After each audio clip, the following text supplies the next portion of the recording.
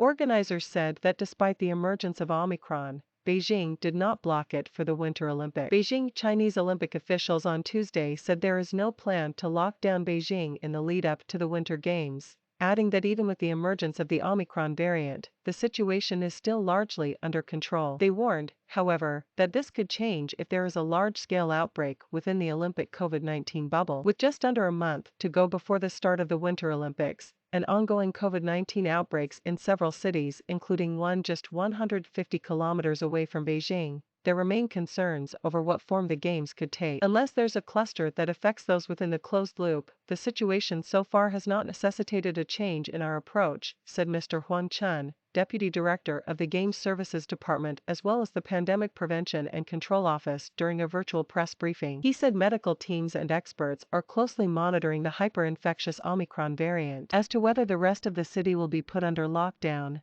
there are no such arrangements right now, whether from the city government or the Olympics Organizing Committee, he added. During the wide-ranging press conference, officials refused to be drawn into whether ticket sales would be open to the public, simply saying that there are considerations and to wait for the official announcement. Similarly, when asked about the Olympic torch relay, officials merely said preparations were underway, urging the media to wait for the official word. There has been a reluctance to commit to opening ticket sales or allowing mass participation, with Omicron flare-ups in Anyang City in Henan Province and the northern port city of Tianjin prompting lockdown. Both areas are adjacent to Hebei Province, which is hosting snow sport competitions during the Winter Olympics, which will take place from February 4 to February 20. Meanwhile, China's civil aviation regulator has suspended 2 flights between Seattle and Shanghai, citing virus concerns. Under rules enacted early on in the pandemic, airlines that bring in positive COVID-19 cases will have their routes suspended for at least 2 weeks. China on Tuesday reported 110 new COVID-19 cases, 87 of which were in Henan Province. It is unclear whether the cases are linked to the new Omicron variant, but the country has been battling a Delta outbreak since late last year. Beijing is conducting the games within a bubble or a closed loop, meaning that athletes and others taking part in the events will be kept away from the public. The bubble was put into effect last week, with thousands of drivers, logistics workers and volunteers cut off from outside access for weeks until after the events,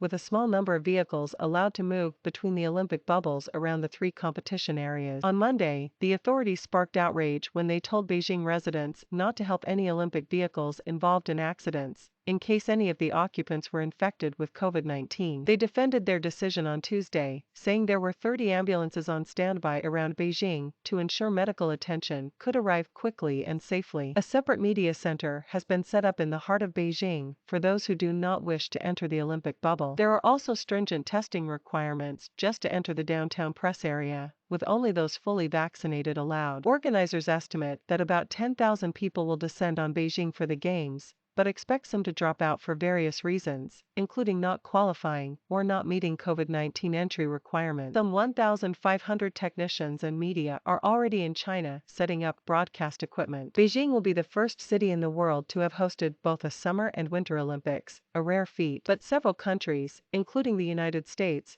Britain and Australia, have announced a diplomatic boycott of the Games over what they say is China's human rights record. This means that while their athletes will still compete, there will be no government representatives at the event. Russian President Vladimir Putin has committed to attending the opening ceremony in person.